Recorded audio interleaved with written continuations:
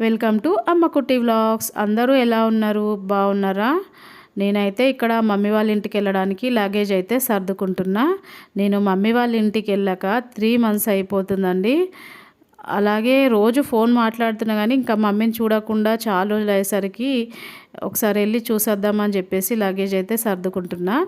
ఇక్కడ వచ్చేసి నేను వేములవాడ వెళ్ళినప్పుడు అమ్మవారి దగ్గర చీర పెట్టినా కదా, ఆ చీరని మమ్మీకి తీసుకెళ్దామని చెప్పేసి ఒకసారి మీకు చూపిస్తున్నా. ఎలా ఉంది చెప్పండి, చీర బాగుందా? మా మమ్మీకి నచ్చిన కలర్లలో ఇది ఒక్కటి అనమాట.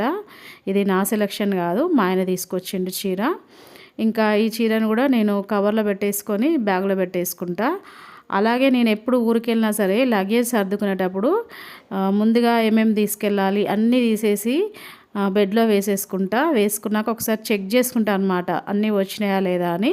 చెక్ చేసుకున్న తర్వాతనే బ్యాగ్లో పెట్టేసుకుంటా. ఇదైతే ఒక మంచి అలవాటు అండి. మీరు ఎప్పుడైనా ఊరికి వెళ్ళినప్పుడు కూడా ఇది ఫాలో అవ్వండి, మీరు ప్రతి ఒక్కటి మర్చిపోకుండా తీసుకెళ్ళవచ్చు. అలాగే ఇక్కడ వచ్చేసి నేను చిన్న బొమ్మ కొన్నానండి మా ఖుషి కోసము. ఖుషి అంటే మా తమ్ముడు వాళ్ళ పాప అనమాట, తన కోసము బొమ్మ తీసుకున్నా. ఇది కూడా బ్యాగ్లో పెట్టేసుకుంటున్నా. మొన్న మా తమ్ముడు వచ్చినప్పుడు పంపిద్దాం అనుకున్నా కానీ అసలు వీలు కుదరలేదు, అందుకే కవర్లో పెట్టేసింది. అలానే ఇప్పుడు బ్యాగ్లో పెట్టేసుకుంటున్నా.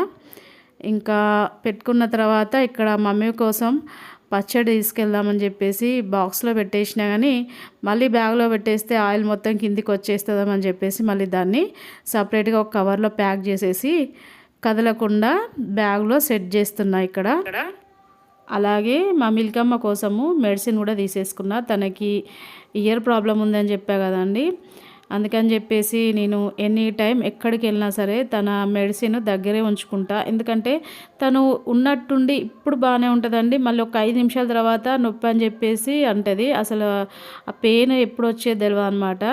ఇంకా పెయిన్ వచ్చిందంటే అస్సలు తను తట్టుకోలేదు. అందుకని చెప్పేసి మెడిసిన్ ఎప్పుడైనా సరే దగ్గరే ఉంచుకుంటా. ఈ ఇయర్ పెయిన్ కోసము మేము 2-3 years నుంచి తిరుగుతున్నామండి.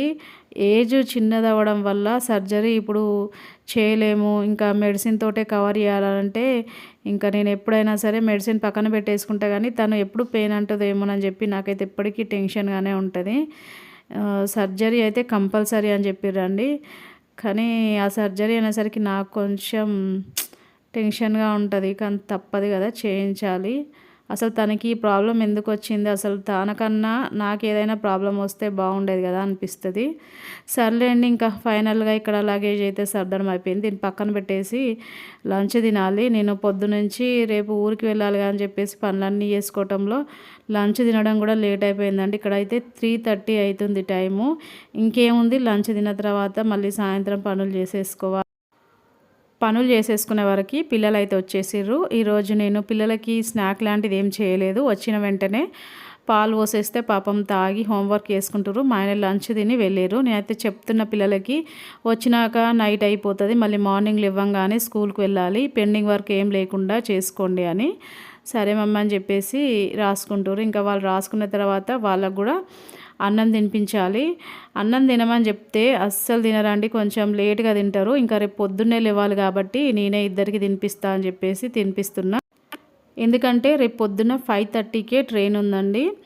ఇంకా లేట్గా తినేసి లేట్గా పడుకున్నారు అనుకోండి, పొద్దున్న అస్సలు లేవరు. మళ్ళీ పిల్లలకి నిద్ర సరిపోదు కదా, మనమంటే ఇలాగూ లేస్తాం కానీ పిల్లలు లేవరు. అందుకనే కొంచెం ముందుగానే తినిపించేసి ముందుగానే పడుకోబెట్టేసాం అనుకోండి తొందరగా లేస్తారని చెప్పేసి నేనే తినిపించేసిన.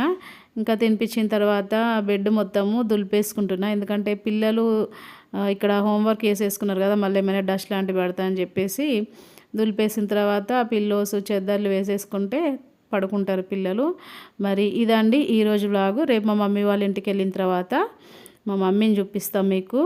మరి మీకు ఈ వీడియో నచ్చిందా? నచ్చితే ఒక లైక్ చేయండి, మీ ఫ్రెండ్స్కి రిలేటివ్స్కి నా వీడియోని షేర్ చేయండి, నాకు సపోర్ట్ చేయండి, నా ఛానల్ని సబ్స్క్రైబ్ చేసుకోండి. ఓకేనా? నెక్స్ట్ వీడియోలో మళ్ళీ కలుద్దాం. బాయ్.